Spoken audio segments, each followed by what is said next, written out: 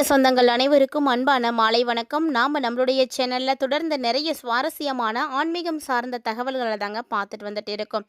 அந்த வரிசையில் இன்னைக்கு என்ன பார்க்க போகிறோம் அப்படின்னா, மார்ச் மாதம் 10ஆம் தேதிக்குள்ள இந்த விஷயங்கள் எல்லாமே இந்த ராசிக்காரர்களுக்கு கட்டாயமாக நடந்தே தீரும் அப்படின்னா, அப்படி நடக்கக்கூடிய விஷயங்கள் என்னென்ன, என்ன மாதிரியான கிரக சூழ்நிலைகள்லாம் இருக்குது, அதுக்கேற்ற மாதிரி உங்களுடைய வாழ்க்கையில் நடக்கக்கூடிய மாற்றங்கள் எப்படி இருக்குது அப்படின்றத ராசியின் அடிப்படையிலும் நட்சத்திர ரீதியாகவும் தான் நம்ம தெரிஞ்சுக்க போகிறோம். இந்த பதிவில் குறிப்பாக கன்னிராசி நேயர்களுக்கு எப்படி இருக்குது அப்படின்றத நம்ம தொடர்ந்து பார்க்கலாங்க. வீடியோக்குள்ளே போகிறதுக்கு முன்னாடி நீங்களும் நம்ம சேனலை சப்ஸ்கிரைப் பண்ணாமல் இருக்கீங்க அப்படின்னா மறக்காமல் சேனலை சப்ஸ்கிரைப் பண்ணிக்கோங்க. கூடவே பக்கத்தில் இருக்கிற பெல் சிம்பிளையும் கிளிக் பண்ணிக்கோங்க. அப்போ தான் நாங்கள் போடக்கூடிய வீடியோக்கள் எல்லாமே உங்களுக்கு நோட்டிஃபிகேஷன் உடனுக்குடன் வந்தடையும். நீங்களும் பார்த்து பயன்பெறலாம். வாங்க வீடியோக்குள்ளே போகலாம். தனி மனிதனுடைய வாழ்க்கையில் ஏற்படக்கூடிய இன்ப துன்பங்கள் எல்லாவற்றுக்கும் காரணமாக இருக்கக்கூடியது அப்படின்னா கிரக நிலைகள் மட்டும்தாங்க. வேத ஜோதிடத்தின் ரீதியாக மட்டும்தான் ஒரு மனிதனுடைய எதிர்காலம் எப்படி இருக்கும் அப்படின்றத நம்மளால் தெரிஞ்சுக்க முடியும். அடுத்தடுத்து நிகழக்கூடிய விஷயங்களை தெரிஞ்சுக்கிறதுனால நம்ம கொஞ்சம் முன்னெச்சரிக்கையாகவும் இருக்க முடியும். ஏற்படக்கூடிய பல பாதிப்புகளில் இருந்து நம்ம தப்பிக்கிறதுக்கான ஒரு சில வழிமுறைகளை மேற்கொள்ள முடியும். அதுக்கு உதவியாக இருக்கக்கூடியது அப்படின்னா ஜோதிடம் மட்டும்தாங்க. அப்படிப்பட்ட ஜோதிடம் உங்களுக்கு பிடிக்கும் அப்படின்னா மறக்காமல் நம்ம வீடியோக்கு ஒரு லைக் பண்ணிக்கோங்க. ஜோதிடத்தை பற்றிய உங்களுடைய கருத்துக்கள் என்ன அப்படின்றதையும் மறக்காமல் கமெண்ட் பண்ணுங்கள். இப்போ வாங்க கன்னிராசி நேயர்களுக்கு எப்படி இருக்குது, ராசியின் அடிப்படையிலும் சரி நட்சத்திர ரீதியாகவும் சரி ஏற்படக்கூடிய மாற்றங்கள் எப்படி இருக்குது அப்படின்றத தான் நம்ம தொடர்ந்து பார்க்க போகிறோம். கன்னிராசி உத்திரம் 2, 3, 4ஆம் பாதங்கள், அஸ்தம், சித்திரை 1 மற்றும் 2ஆம் பாதங்களை உடைய உங்களுக்கு கிரக நிலைகள் எப்படி இருக்குது இந்த காலகட்டங்கள்னு பார்த்தீங்கன்னா, பஞ்சமஸ்தானத்தில் சூரியன், சுக்கிரன், புதன் வக்ரம் பெற்றும் சனி பகவான், ராகு பகவான், செவ்வாய் பகவான் என அனைத்து கிரகங்களும் ஒன்று சேர்ந்து இருக்கிறாங்க. அதே போல் தொழில் ஸ்தானத்தில் பார்த்தீங்கன்னா குரு பகவான் வக்ரம் பெற்றும், லாபஸ்தானத்தில் சந்திர பகவானும், அயன சைன போகஸ்தானத்தில் கேது பகவானும் இருந்துகிட்ருக்காங்க. பொதுவாகவே கன்னிராசிக்காரங்க பார்த்தீங்கன்னா அவங்களுடைய சுய புத்தியால் ஒரு சில வகையில் முன்னேற்றங்களை பார்த்துருப்பாங்க உங்களுடைய வாழ்க்கையில். அப்படிப்பட்டவர்களுக்கு வாழ்க்கையில் சந்திக்கக்கூடிய கஷ்ட நஷ்டங்கள் எல்லாமே அவங்களுடைய அனுபவமாக தான் மாறி இருக்கும். எல்லா அனுபவமாக எடுத்துக்கிட்டு அவங்களுடைய திறமைகளை வெளிப்படுத்தி அவங்களுடைய வாழ்க்கையில் முன்னேற்றங்களை பார்க்கக்கூடியவர்கள் அப்படின்னு இவங்களை தைரியமாக சொல்லலாம். ஏன்னா இந்த காலகட்டங்கள் பார்த்திங்கன்னா உங்களுக்கு எதிர்ப்புகள் எது இருந்தாலும் விலக ஆரம்பிச்சிடும். உங்களை நோக்கி வரக்கூடிய எந்த பாதிப்புகளும் உங்களை நெருங்காது. தொல்லைகள் இருந்தாலும் தீர்ந்து போயிடும். வீண் கவலைகள் ஏற்படும் அப்பப்போ, ஆனால் அதுவுமே கூட உடனே சரியாக போயிடுங்க. முடிஞ்ச அளவுக்கு கன்னிராசிக்காரங்க இந்த காலகட்டங்களில் கோபத்தை மட்டும் கட்டுப்படுத்துங்க. இந்த கோபம் அப்படிங்கிறது தேவையில்லாத ஒன்று. இந்த கோபம் வந்துச்சு அப்படின்னா உங்களை நீங்களே கண்ட்ரோல் பண்ண முடியாது. ஸோ முடிஞ்ச அளவுக்கு கோபத்தை கட்டுப்படுத்துறது நல்லது. அதே போல் உங்களுக்கு வர வேண்டிய பணம் எங்கேயும் கொடுத்து வச்சுருக்கீங்க, அது உங்களுக்கு திரும்ப கிடைக்கணும் அப்படின்னு நினைக்கிறீங்கன்னா கூட அதெல்லாம் தாமதப்படும், கைக்கு வராது. வீண் ஆசைகள் உங்களுக்கு ஏற்படும். தேவையில்லாத ஆசைகளாக இருக்கும். அந்த ஆசைகள்லாம் நாட்டங்கள் செலுத்தக்கூடாது, கவனமாக இருக்கணும். ஏன்னா தேவையில்லாத ஆசைகள் தான் நிறைய பிரச்சனைகளுக்கு காரணமாயிடும். அதனால் அதெல்லாம் கண்ட்ரோல் பண்ணிக்கோங்க. அதே போல் தொழில் வியாபாரத்துலலாம் பார்த்திங்கன்னா உங்களுக்கு வேகம் இப்போ கொஞ்சம் குறைஞ்சி தான் இருக்கும். வேகம் குறைந்திருந்தாலுமே கூட தொழில் பார்த்திங்கன்னா திருப்திகரமாக தான் நடக்கும். அதனால் அதை நினச்சிலாம் ஒன்றும் பெருசாக கவலைப்பட வேண்டாம். அதே போல் கூட்டு தொழில் செய்துட்ருக்கீங்க, உங்களுக்கு கூட வேலை செய்கிறதுக்கு பார்ட்னர் இருக்காங்க அப்படின்னா அவங்கள்ட்டலாம் கொஞ்சம் கவனமாக தாங்க இருக்கணும். எதிர்பார்த்த ஆர்டர்கள், சரக்குகள் இப்படி எதுவாக இருந்தாலும் உங்களுடைய எதிர்பார்ப்புகள் எல்லாமே கொஞ்சம் மெதுவாக தான் நடக்கும். எதுவுமே உடனே நடக்காது. நீங்கள் எதிர்பார்க்குற மாதிரியும் எதுவும் நடக்காது. ஸோ இந்த விஷயங்களெல்லாம் கவனமாக இருங்க. அதே போல் உத்தியோகத்தில் இருக்கக்கூடியவர்களாக நீங்கள் இருக்கீங்க அப்படின்னா எப்போதுமே உங்களுடைய சுய சிந்தனையோடு நீங்கள் செயல்படணும். அடுத்தவங்க அதை சொல்கிறாங்க இதை சொல்கிறாங்க அப்படின்னு அதெல்லாம் கேட்டுக்கிட்டு நீங்கள் எதுவும் செய்யாதீங்க. அப்படி செயல்பட்டீங்க அப்படின்னா அதுவும் உங்களுக்கு பிரச்சனையாக தான் போய் முடியும். அதெல்லாம் தவிர்த்துக்கோங்க. மேலதிகாரிகள் மூலமாக உங்களுக்கு நிறைய நன்மைகள் கிடைக்குங்க. ஸோ அவங்க உங்களுக்கு ரொம்ப சப்போர்ட்டிவாக இருப்பாங்க. அதே போல் குடும்பத்தில் இருந்து வந்த பிரச்சனைகளும் பார்த்திங்கன்னா குறைய ஆரம்பிக்கும். எதிர்பார்த்த காரியங்கள் நல்லபடியாக நடக்கும். அதே மாதிரி கணவன் மனைவி எந்த பிரச்சனையும் இருக்காது. அதாவது அவங்களுக்குள்ளே இருக்கக்கூடிய அந்த கருத்து வேறுபாடுகள் கூட நீங்கி ஒற்றுமை அதிகரிக்கும், அந்யோன்யம் பிறக்கும்.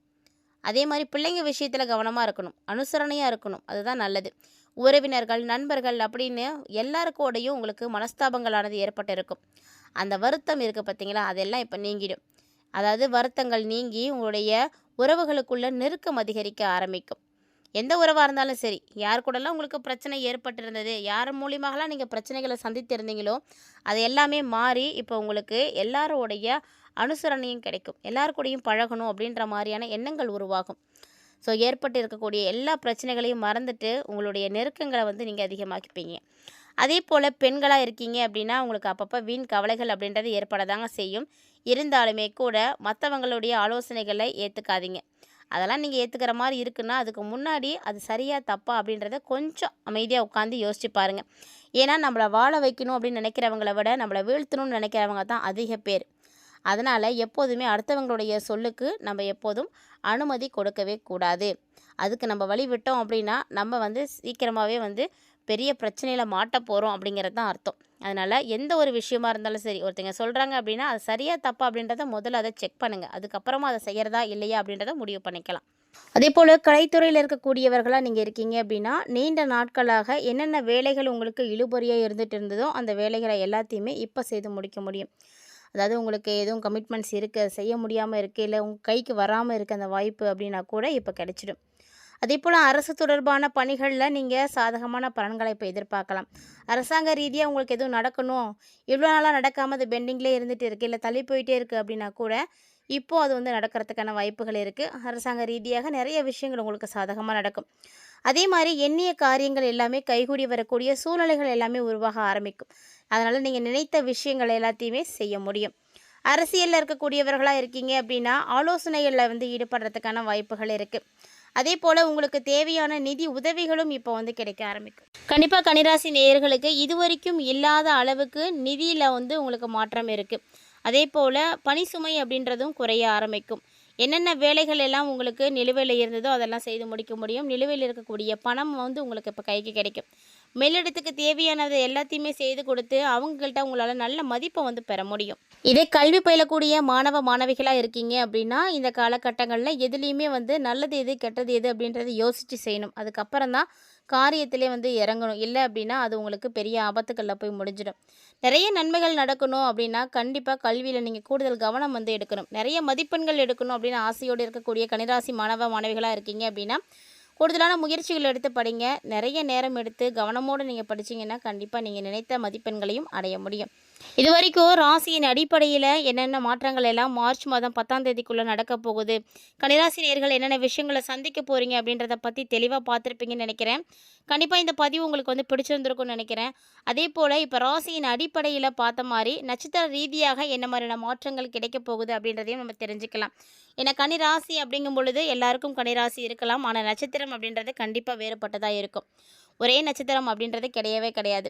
ஸோ அந்த வரிசையில் உத்திரம் 2, 3, 4ஆம் பாதங்களை உடைய கன்னிராசி அன்பர்களுக்கு இந்த காலகட்டங்களில் எதிர்பார்த்த காரியங்கள் எல்லாமே சாதகமாக நடக்கும். அதே போல் உங்களுடைய குடும்பத்தில் சுபகாரியங்கள் நடக்கிறதுக்கான வாய்ப்புகள் இருக்குது.